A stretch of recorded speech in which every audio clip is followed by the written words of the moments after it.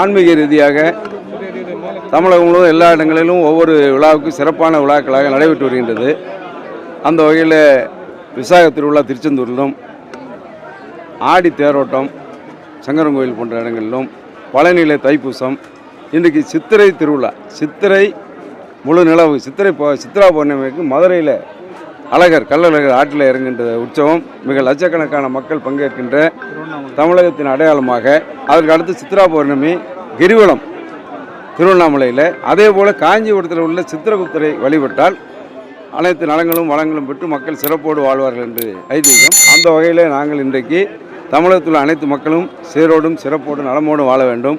அது மட்டும் இல்லாமல் இன்றைக்கு எதிர்க்கட்சி தலைவராக அடுத்த சித்ரா பௌர்ணமி என்று தமிழகத்தில் நிச்சயமாக முதலமைச்சராக வர இருக்கின்ற அண்ணன் எடப்பாடியார் அவருடைய பிறந்த நாளை முன்னிட்டு இங்கே மாவட்ட கழகத்தின் சார்பாக, மாவட்ட அம்மா பேரவை சார்பாக இங்கே உள்ள கழக நிர்வாகிகள் அத்தனை பேரும் சேர்ந்து இங்கே வழிபாடு நடத்தி மகா அன்னதானம் நடைபெற்றது. அதில் பங்கு கொள்கின்ற வாய்ப்பை நான் பெற்றேன் என்பதை மகிழ்வோடு தெரிவித்துக் கொள்கின்றேன்.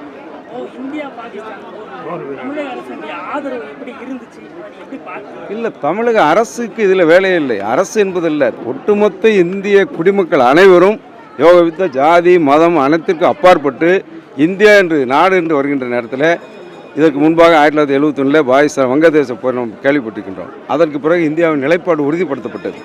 அதே போல் இந்த போரின் மூலமாக இன்றைக்கு அனைத்து உலக நாடுகளின் பார்வை இந்தியாவின் மீது வருகின்ற அளவிற்கு இந்தியா மிக ஆணித்தரமாக தன்னுடைய பலத்தை உறுதியை நிலைநாட்டியிருக்கின்றது. அதற்கு ஒரு சக்தி வாய்ந்த பிரதமர் மாண்புமிகு நரேந்திர மோடி அவர்கள் தலைமையிலான மத்திய அரசு சரியான ஆக்கப்பூர்வமான, இன்னும் சொல்லப்போனால் இராணுவம் இன்றைக்கு உலக நாடுகளுக்கு வல்லரசுக்கு இணையாக, நமது இந்தியா வல்லரசுக்கு இணையாக உருவாகியிருக்கின்றது என்பதை நிரூபிக்கின்ற ஒரு தருணமாக இந்த போரை மக்கள் பார்த்திருக்கிறார்கள். இதில் ஜாதி மதம் அரசியல் கட்சிகள் அப்பாற்பட்டு இந்தியர்கள் என்ற நிலைப்பாட்டில் தான் இதை அனைவரும் ஒரே கண்ணோட்டத்தோடு பார்க்க நேர்ந்தது, பார்த்து கொண்டிருக்கின்றார்கள். இராணுவ வீரர்கள் நலம் பெற வேண்டும், இராணுவ வீரர்கள் பாதுகாக்கப்பட வேண்டும். அவர்கள் சிந்துகின்ற ரத்தம் நம்மை காக்கின்ற துளிகளாக இருக்கின்றது என்பதைத்தான் அண்ணன் எடப்பாடியார் அவர்கள் எந்த தலைவரும் சொல்லாத அளவிற்கு தன்னுடைய பிறந்த நாளை இந்திய இராணுவர்கள் நலன் காக்கின்ற விழாவாக நீங்கள் கொண்டாட வேண்டும் என்று சொல்லி தான் நேற்றைய தினம் தமிழகம் முழுவதும் கழக அமைப்பு ரீதியாக உள்ள 82 மாவட்டங்களில் மாபெரும் இரத்த தான முகாமை இந்திய இராணுவர்களை நலன் காக்கின்ற விழாவாக மாற்றி அமைத்த ஒரே பெருமைக்குரிய தலைவர் என்று சொன்னால் வருங்கால முதலமைச்சர் எடப்பாடி அவர்கள் அமைந்தது என்பதை இந்த நேரத்தில் தருணத்திலே நான் தெரிவித்துக் கொள்ள விரும்புகின்றேன். அதிமுக ஆட்சி காலத்தில் வன்னியர்களுக்கு ஒரு கூட 10.5% இப்போ திமுக ஆட்சி இது பண்ற திரும்ப பெறப்பட்டிருக்கு.